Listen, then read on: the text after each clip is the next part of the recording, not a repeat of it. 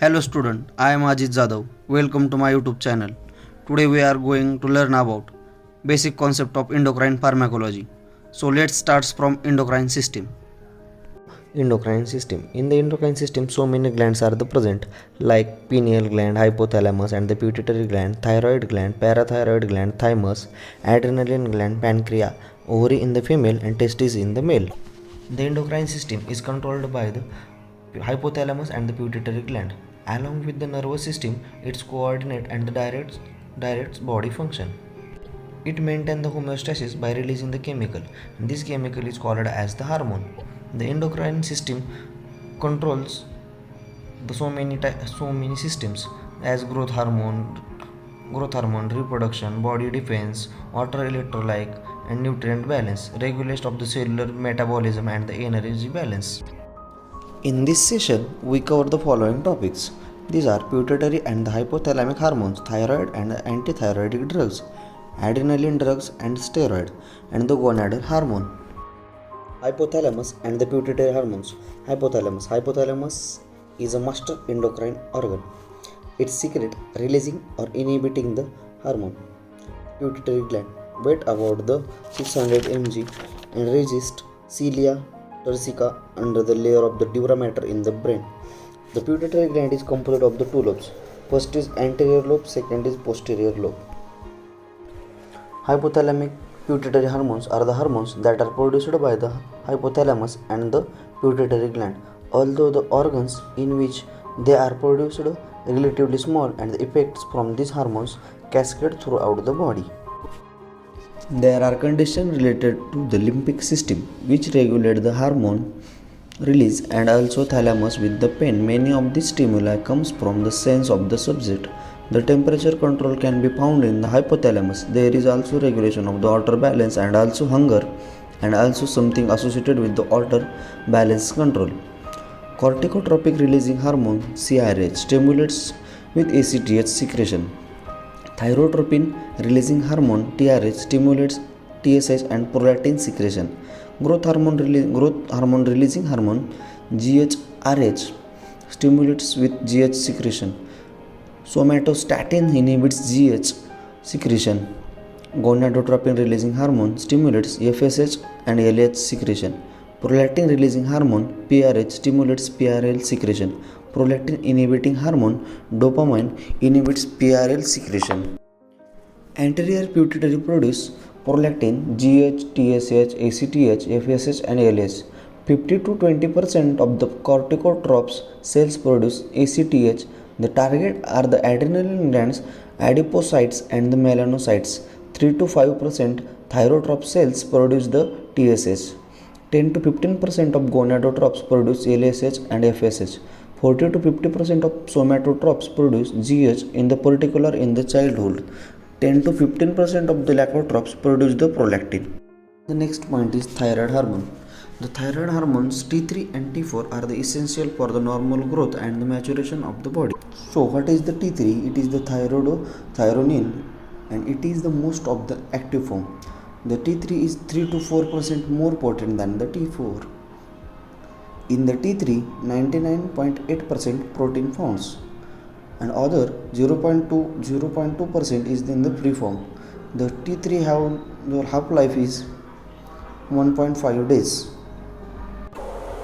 The next is T4. It is the thyroxine, and it is covered by the T3 by the action of the enzyme duodenase. In the T4, 99.98% of the protein found to the thyroxine binding globulin. The 0.02% in the free form. The T4 half-life is 7 days. In the thyroid hormone, the thyroid drugs are given.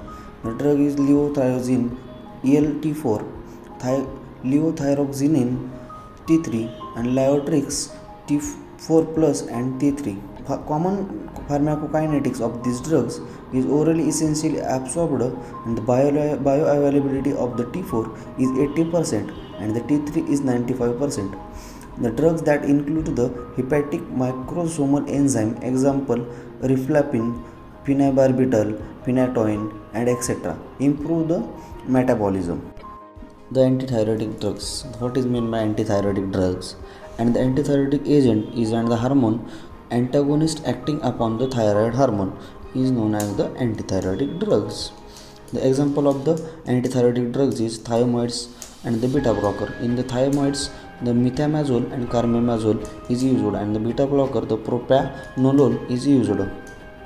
The mechanism of action of the antithyroidic drugs is binds to the thyroid peroxidase and prevent the oxidation of the iodide, reduces thereby inhibit the iodation of the thyroxine, reduces in the thyroglobulin, inhibit the coupling of iodotriosine, reduces to for the T3 and T4. The thyroid colloid is depleted over the time and the blood level of the thyroid hormone and the progressively lowered. Additionally, for the propylthiouracil inhibits the peripheral conversion of the T4 and T3 by the deiodinase D1. Adrenaline glands. The adrenaline glands are also known as the suprarenal glands, are the endocrine glands that produce a variety of the hormones including the adrenaline and the steroid, aldosterone and the cortisol. They are found above the kidney. Each gland has been the outer cortex which produces the steroid hormone and the inner medulla. The adrenal cortex produces the three main types of the steroid. First is mineralocorticoids and glucocorticoids and the androgens. In the adrenal glands, the steroids are the given. What is meant by the steroids? The steroids, it contain the nucleus of the CPP. What is meant by the CPP? The cyclopentanoperhydrophenanthrene is the CPP. Then in this the carbon 3 present and the carbon 17. The single bond OH is the sterol and double bond O is the sterol. The example of the steroids is the glycocorticoids. In the glycocorticoids, the three types are mainly three types: the short acting, intermediate acting, and the long acting. In the short acting, the hydrocortisone and the cortisone. The intermediate acting, prednisolone and the methylprednisolone. In the long acting, the triamcinolone, paramethasone, dexamethasone, and betamethasone are given. The use of the glucocorticoids is the anti-inflammatory, anti-allergic, immunosuppressant effect, inhibit the cell growth and the cell division. To catabolic effect on the protein and the bone. These are the uses of the glycocorticoid. The glycocorticoids are also used in the therapeutics. In the therapeutics, first use is the allergy, inflammation of the joints and the bones. The glycocorticoids are used in the skin disease and organ transplant, immunosuppression, pulmonary diseases, bronchial asthma like COPD. The glucocorticoids have the adverse effect. The first effect is Cushing syndrome, adrenal suspension, octoprosis, and the impaired wound healing, and also the hyperglycemia.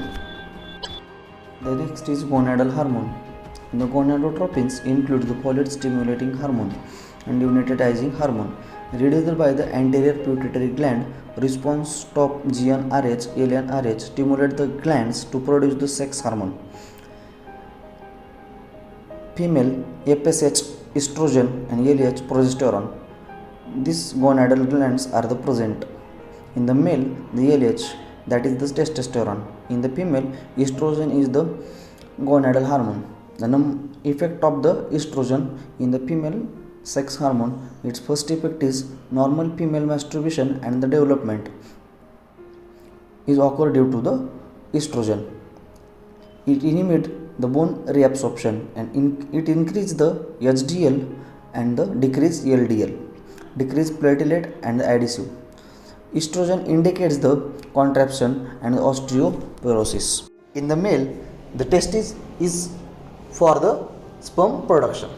So this is all about the basic concept of the endocrine pharmacology. So we stop here.